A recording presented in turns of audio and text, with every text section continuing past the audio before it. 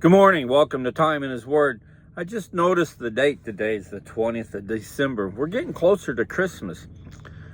I've noticed this year it seems like less people over the routes I've traveled decorate their yards and houses for Christmas. The truck stops that I go into, the majority of them have no kind of decorations up for Christmas.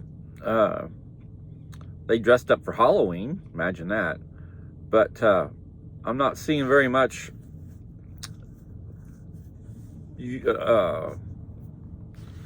decorations and stuff going on for Christmas. Is it just me or other people noticing that it's really toned down on decorations this year? Granted, people get carried away. I mean, I think my daughters put their tree up 1st of November, which I always give them a hard time about that. I was like, can't you at least wait till the day after Thanksgiving?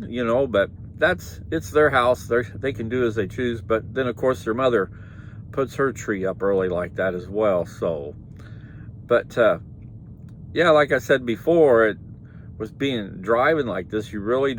I don't really get into the Christmas spirit till I deliver my last load, and I'm headed to the house to celebrate Christmas. Then I start thinking about it. Right now I'm more focused on work. But I ran across a verse this morning that like I said, when I noticed the date is December the 20th, I thought, well, there's just 5 days till Christmas.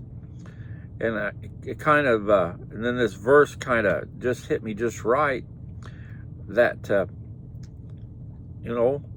so what if there's not as many decorations being put up this year? So what if the truck stops aren't decorating?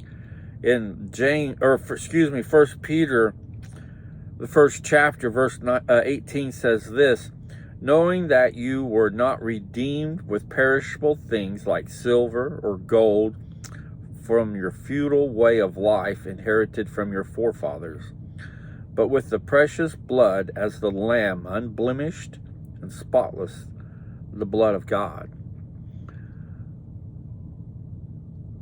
The birth of Christ starts it all. This chain of forgiveness that we get when he eventually is crucified and hung on the cross, and his shed blood covers our sins.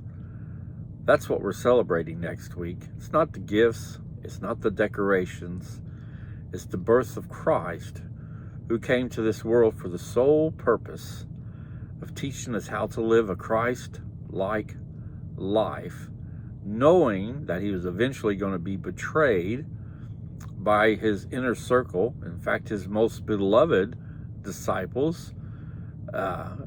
Peter is going to betray him. Judas is going to sell him out.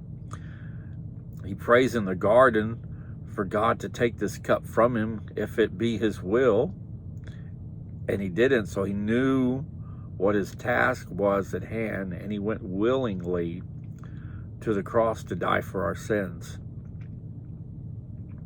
Think about that for the day. 1 Peter 1, verse 18. Knowing that you were not redeemed with perishable things like silver or gold from your futile way of life inherited from your forefathers. Verse 19, this is important. But with precious blood as of a lamb, unblemished, spotless, the blood of Christ.